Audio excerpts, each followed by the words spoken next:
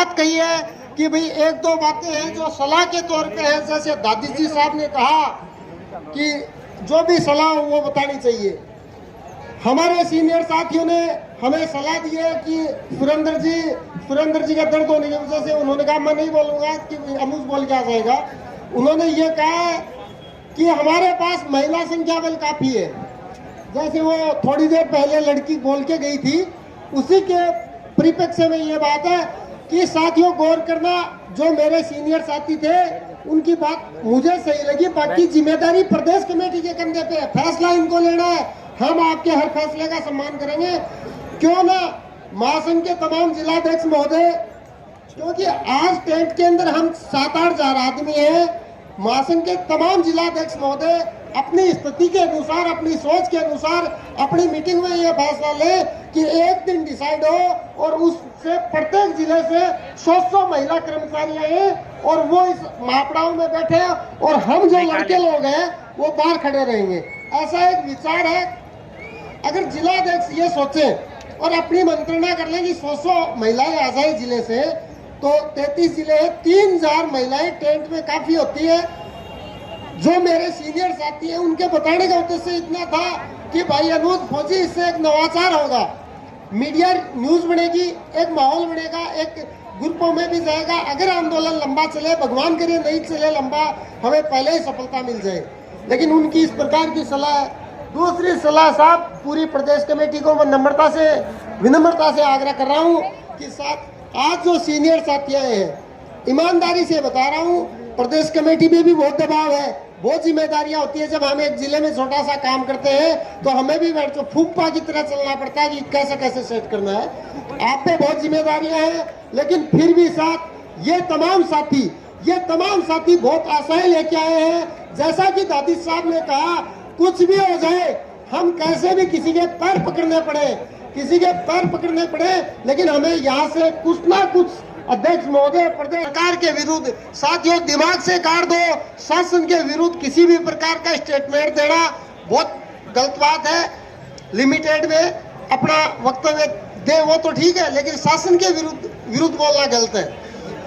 मैं एक बार पुनः हमारे जिले से तमाम महासंघ के ब्लॉक अध्यक्ष, तमाम पूरे प्रदेश के साथियों को बताना चाहूंगा, साहब छोटी उम्र का लड़का हूं, लेकिन पंचायती राज में मेरे पास 6 फौजी जिलाध्यक्ष हैं और इतनी नम्रता और अनुशासनता से लगातार आ रहे हैं 5-5 के ग्रुप में, और तमाम अन्य विभागों से, चाहे शिक्षा विभाग हो, और इतने सीनियर साथी अशोक जी, अमिलाल जी, गुलजारी जी, सावरलाल जी, मीणा साहब और भी काफी सीनियर साथी हैं, वो लगातार इतना प्रयास कर रहे हैं।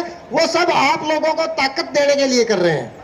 आप ताकतवर और मजबूती से जिस प्रकार से आप पैरवी करो, हम तो आपसे और इस तपती दोपहर में और इस अंधड़ में यही भगवान से प्रार्थना करते हैं कि कैसे कैसे हमें सफलता मिले।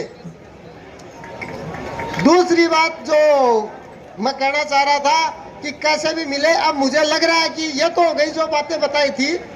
अब दूसरी बात, अंत में मैं मेरी एक बात,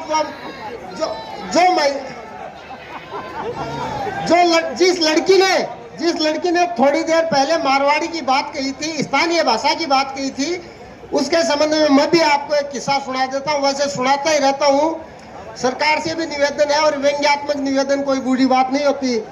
एक बार क्या हुआ साहब, एक बाबा जी और एक चेला था जो जंगल में रहते थे। गौर से सुनिएगा, खास करके चूरू झुंझुनू सिक्कर वाले, आपको बड़ा मजा आएगा। एक बाबा जी और एक चेला जंगल में रहते थे। बाबा जी बड़े सिद्ध पुरुष थे, काफी सालों से तपस्या की हुई थी। चेला और बाबा जी डिस्कस कर रहे थे। चेला था मेरा जैसा और बाबा जी था कमलेश जी जैसा सिद्ध पुरुष। अब उस दौरान क्या हुआ साथियों, उस चेले के, क्योंकि उठपटांग दिमाग में चलता रहता है, उस चेले के दिमाग में आया कि कोई नीलटास एक पक्षी होता है, नीलटास। हालांकि इसका अलग अलग क्षेत्रों में पक्षियों का अपनी स्थानीय भाषा में अलग नाम लेते हैं, नीलटास। वो चेला बोला, बाबूजी मुझे कोई ज्ञान की बात बताओ। तो बाबूजी ने बोला कि यार चेला, जब तू जीव तो नीलटास देख ली तो जीवन की लीला अपरंपार हो जा। तो साथियों क्यों हो गया आप बात करते हैं, चलो मड़ो दिल पर ले गो बात ने, और चलो ले जाके पूरा जंगल में चले गए हो। पुराने टाइम पर जंगल पहाड़ हिमालय के घूमे खूब, महीने 15-20 दिन बिन जीव तो लीलटास कौन मिलो। अब चलोगे मिलते नहीं कुछ मत दियो, ऑटो आ रहे हो आग तो होगा बड़ेंगे यार किसी लीलटास है वो, चलो ऑटो आतो जंगल में आ रहे हो आश्रम में भी दौरान आश्रम के नजदीक सी बिन बड़ो एक मरेडो लीलटास मिल गो। अब चलो तो कुछ बात ही हुई, वो मरेडो लीलटास ले लियो, मरा हुआ लीलटास, और भी लीलटास ने हत्या का गलान कर लियो। और महाराज जी का आश्रम में आके बोलो महाराज जी जीव तो लीलटास देखा जद क्यों है। महाराज जी बोला बेटा जिंदगी की नैया पार हो जा। और बोलो महाराज जी जब मरेडो देख ले तो बोलो बिका तो फूट जा, कर्म ही फूट जा। जब चलो तो कुछ बात ही हुई, भी लीलटास ने आकन करके बोले बाबा फूट गया तो मोटा हमारा भी फूट गया तेरा भी देख तू भी।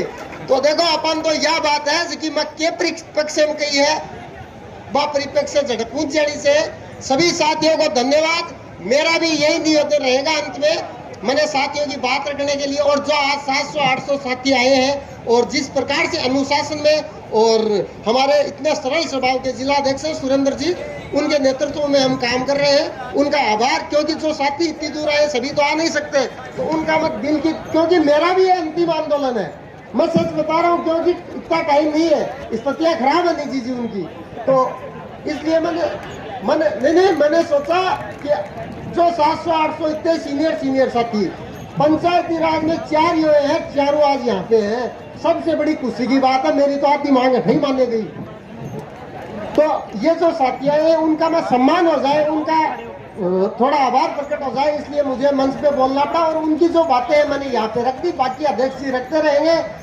सभी को एक बार पुनः धन्यवाद, तमाम जिलाध्यक्षों को धन्यवाद, तमाम ब्लॉक अध्यक्षों को, प्रत्येक साथी को, प्रदेश कमेटी को धन्यवाद कि इस विकट परिस्थिति में वास्तव में साथियों समझना, ये राज सिंह जी, दादी जी, कमलेश जी, इनकी टीम एक बार सोच के सोचना कि ऐसी विकट परिस्थितियां जिसमें आदमी आंदोलन करने की सोच ले सरकार के सामने, आप ख्याल करना ये कैसे कैसे राज्य के लोगों को ला रहे हैं, कितना निवेदन करते हुए। मैं चाहूंगा साहब अगर आपको निजी स्तर पर भी झुकना पड़े तो आप और झुकना और हमारी इस पीड़ा को कायम करना।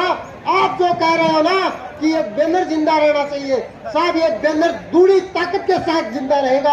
अगर हमें भगवान ने छोटी सी भी सफलता दे दी तो ये बैनर दूरी ताकत के साथ जिंदा रहेगा। बाबू एकता जिंदाबाद, हमारा संगठन जिंदाबाद। धन्यवाद।